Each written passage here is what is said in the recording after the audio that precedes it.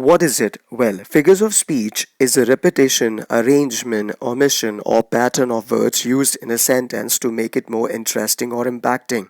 Now, figures of speech, why it is used in English? To make something more attractive, or when the writer speaker wants somebody to pay more attention to something, or you can say more impacting. That is why figures of speech in English language used. It provides freshness, clarity, and emphasis on something in an impacting way. So let's understand its types with examples. Figures of speech. The first figure of speech which we should learn is alliteration. Alliteration is the repetition of the beginning words. Examples are she sells seashells. Another example is Walter wondered where Winnie was. Third one, blue baby bonnets. As you can see in each of the sentence, the initial sound of every word repeats like S for she, S for cells, S for seashells. Similarly, in blue baby bonnets, B for blue, B for baby, and B for bonnets. You can pause the video here, look at the definition, and go on to the examples. The second figure of speech is anaphora or anaphora. It doesn't matter how you pronounce it, you should remember what it means. Now, anaphora is a technique where several phrases or verses in a poem begin with the same word or words. Examples are I came, I saw, I conquered. It is by Julius Caesar. Mad world, mad king, mad composition. So just like alliteration in anaphora, the first word is same. As you can see, I. Mad, mad, mad. In the second example, it was the best of times, it was the worst of times, it was the age of wisdom, it was the age of foolishness. Now, again, it. You try to follow the same pattern. In alliteration, the initial sound is similar. In anaphora, initial word is similar of different sentences in a group of sentence. So please pause the video, go through the definition and examples before moving on. The third figure of speech now we are going to pay attention to is assonance. Now, what is assonance? Assonance is the repetition of vowel sounds in words that are close together. Now, it is one of the difficult, or you can say the easiest, depending upon how you want to take it, to recognize and understand in figures of speech. Now, what are the vowel sounds? A, E, I, O, U. I'm focusing upon the sound, guys. Now, in English, there are many words which are not starting from these alphabets, but the sounds are like that. For example, hour. Now, hour is a word which starts with H, but the sound is hour. So, let's take few examples. For the rare and radiant maiden whom the angels named Lenore. Now, guys, as you can say, rare, air, radiant, air, maiden, angels. Now, the sound is getting repeated. Similarly, therefore, all seasons shall be sweet to thee. Now, again, E sound is getting repeated. Seasons, be sweet thee. From what I have tasted of desire, I hold with those who favor fire. Now again, I hold. Fire, I sound is getting, the sound is getting repeated again and again. But these sounds are A, E, I, O, U. So that's the example of assonance. Now let's proceed further. If you want, again, pause the video or rewind it, listen to it again, go through the examples. The fourth one is antithesis. It is a sentence which brings out the contrast, as the name suggests, antithesis. So it goes against the thesis provided in the sentence itself. It's quite self-explanatory. For example, let's understand this. These are the examples. Man proposes, God disposes. That means in a sentence itself, you say something and then you contradict itself in the same pattern. That one small step for man, one giant leap for mankind. Give every man the air, but few their voice. So true.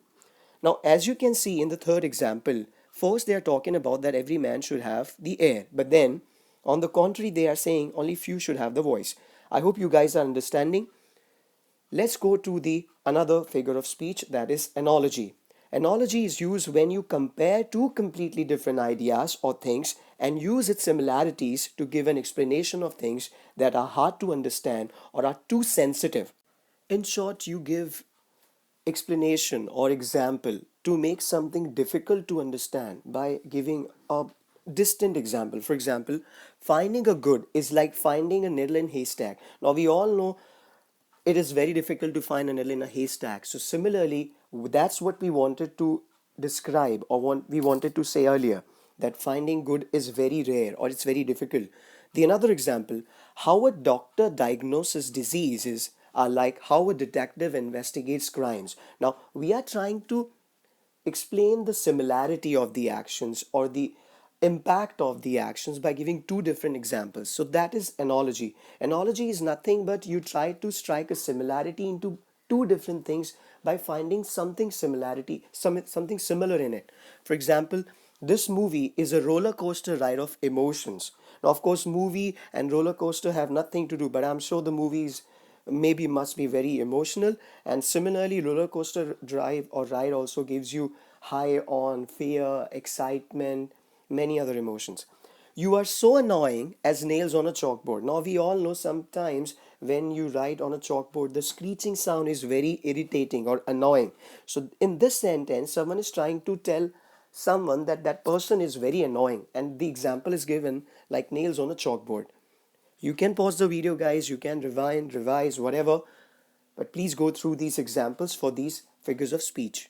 The next figure of speech is chiasmus. Once again, chiasmus, what it does, it is a group of words which explains the same thing in a reverse order.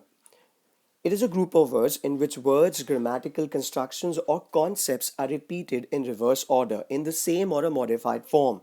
I give you a few examples so that it makes complete sense to you.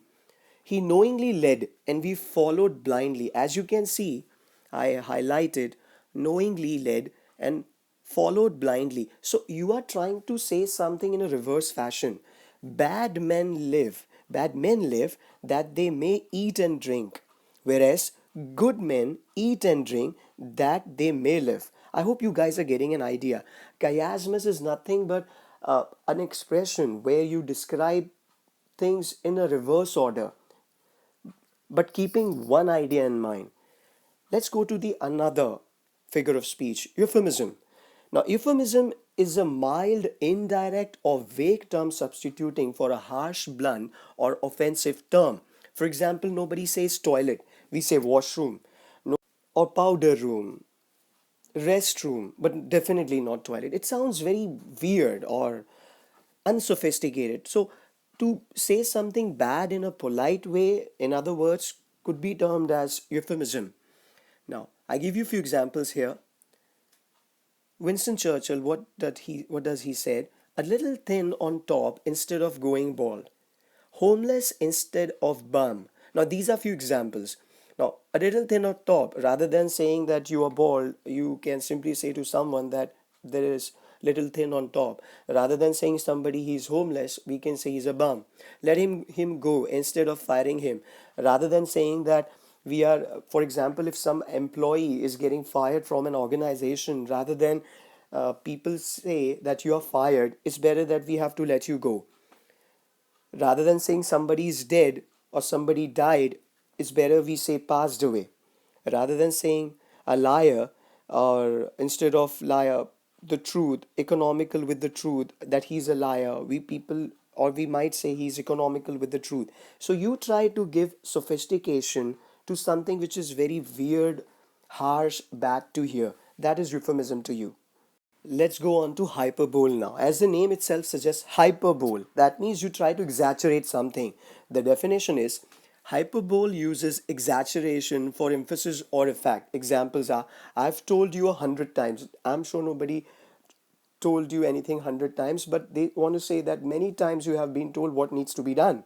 It cost $1 billion. Now, of course, there are very few things in the world which cost $1 billion, but the person wants to say that that thing is really expensive. The another example is, I could do this forever. Of course, nobody can keep on doing something forever. It's just that that person can do that thing again and again without complaining about it being monotonous or tired, whatever. She's older than dirt. Everybody knows that. Nobody knows everything, but it's just an exaggeration that most of the people or many people know about something. So that is hyperbole for you guys. The next figure of speech is irony. I'm sure we all know this word, but let me explain. Irony is when there is a contrast between what is said and what is meant, or between appearance and reality. Examples are: the Titanic was said to be unsinkable, but sank on its first voyage. Now, of course, the situation is very irony. It's a situational irony. That means it was said that Titanic is so strong as a ship that it can never be go down. But then we all know what happened in the history. Now, naming a Chihuahua Brutus. Now, Chihuahua is a very small, cute pet, a dog. So, Brutus is, of course, is something else, completely different thing. So, it's just like saying something opposite to what exactly the thing is, or something happened exactly opposite of what it was meant to happen. So, that is irony for you. Now, let's go to the another figure of speech, and that is metaphor.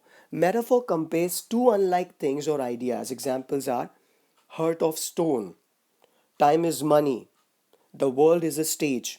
We try to understand one thing by giving example of a similar kind, but different ideas. I hope you guys are getting it. That's a metaphor. Heart of stone, time is money, the world is a stage. The next figure of speech is metonymy. Metonymy is a figure of speech in which a thing or concept is not called by its own name, but by the name of something intimately associated with that thing or concept. Crown, for the power of a king. The White House, referring to the American administration. Pen, for the writing word. Sword, for military force. Hollywood, for US cinema. So it is a word or something which describes something as a whole. A figure of speech in which a thing or concept is not called by its own name, but by the name of something intimately associated with that thing or concept. We do not say US cinema, but we say Hollywood. We do not say military force, we say sword. Or in many defense services around the world, sword is a sign of military. Of course, in Indian Army too. Now, we do not say written word, a pen is shown. The White House, it means American administration. People imagine and people have got this idea that the president stays in White House. Yes, they are absolutely right, but it is also a place where American administration takes place. Crown, for the power of a king. I hope you guys are getting it. Let's go to the next figure of speech. The next figure of speech is onomatopoeia. I know it sounds very weird and funny, but then let me say once again how it sounds. Onomatopoeia. Onomatopoeia is a word that sounds like what it is describing. Examples are whoosh, splat, buzz, click. These words which gives you certain emotions or certain expression. A word like dishum in Hollywood movies or in Bollywood movies, especially in Bollywood movies, that means somebody punched someone. So that is onomatopoeia. The next figure of speech is oxymoron. Oxymoron is the contradictory or two contradictory terms used together.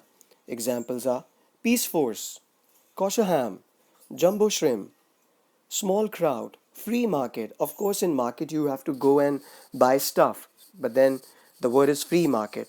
Force is something you do to get something done from someone, not peacefully, but still it's known as peace force. What do you mean by kosher ham? I want you guys to Google it, understand what is it.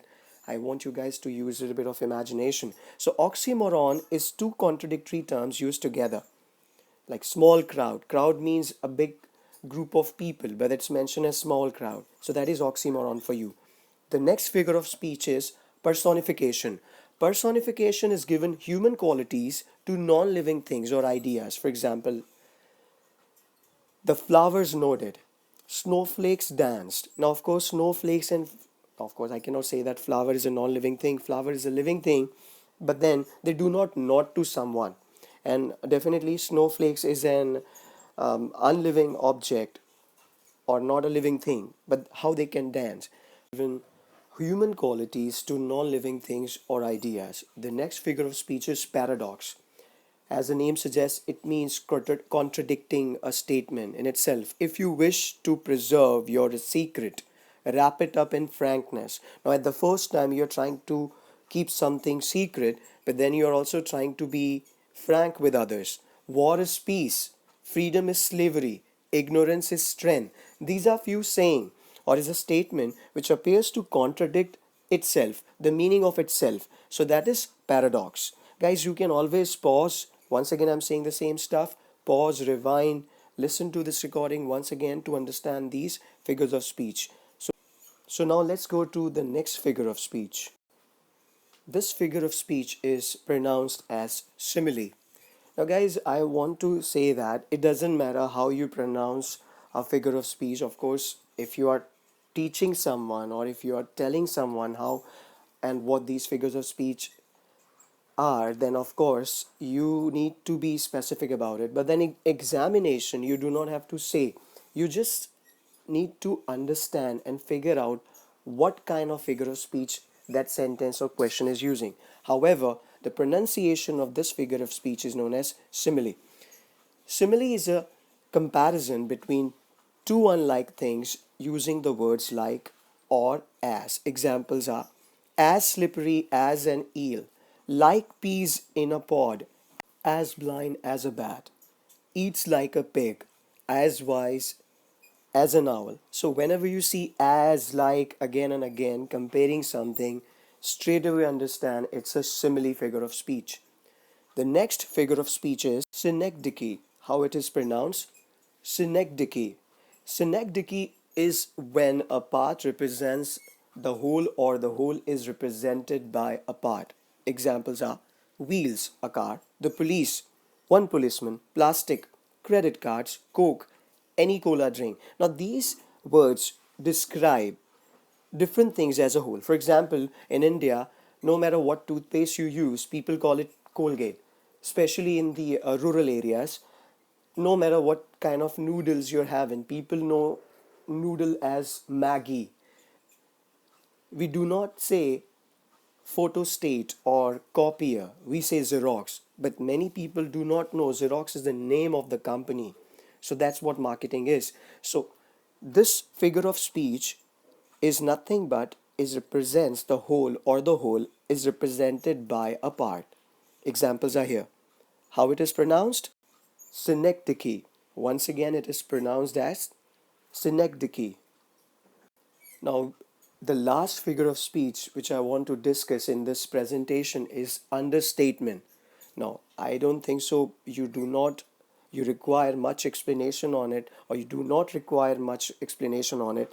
If I say why it's an understatement, we all understand by the name itself what it is. It is nothing but is when something is said to make something appear less. Now, if I want to take the heat or the pressure out of someone, I might say something bad and dreadful in a not that impacting way, or I say something which is not that impacting, though it is. It's just a scratch. It's a little dry and sandy. The weather is little cooler today. Maybe it's snowing outside, but someone will say the weather is a little cooler today. It was interesting, referring to a bad or difficult experience. So the examples are here, guys. You can always listen to this recording once again if you want to know how these figure of speech are pronounced. You can Google about them, if of course. But then, guys, I want to tell you that I have tried to cover as much as I could, but I cannot assure you, and this is not a guarantee that in your examination, whenever there's a question on figure of speech is there, it will help. Of course, this is going to push your scores, and it is good to know these figure of speech, but I also recommend you guys to refer books also. Now, let's go on to the revision or the approach how to keep these figures of speech in head. Now, guys, I don't want you guys to memorize figure of speech rather than trying to focusing upon the examples or what it means. Try to understand the meaning of each and every word. Just take it as a vocabulary. Now, in vocabulary, you try to focus on the understanding of each and every word. Similarly, for these figure of speech, try to focus upon the meaning of the words, and of course few examples in relation to that. The another thing which I could say that, for example, if I'm focusing upon, I take an example of the word irony. Now we all got one person in our life which we can relate with this figure of speech or some. And another example is, for example, if I'll say paradox. Similarly, you can write all these figure of speech and take real life examples depending upon which person in your life you can relate with that, or what situation you can relate to that example. Now that way you will never be forgetting what a particular figure of speech means. Once again, guys, the trick is do not try to memorize it, but to understand. You can listen to this recording again and again. And once again, I want to say that it's not a guarantee to assure you that you're going to get each and every question correct on figure of speech. But then, yes, it will definitely and surely help. Always search more about figure of speech. Try to add whatever knowledge you have on figure of speech. Read, refer to your books, and if there is any doubt, any concern, please get in touch with us. Thank you.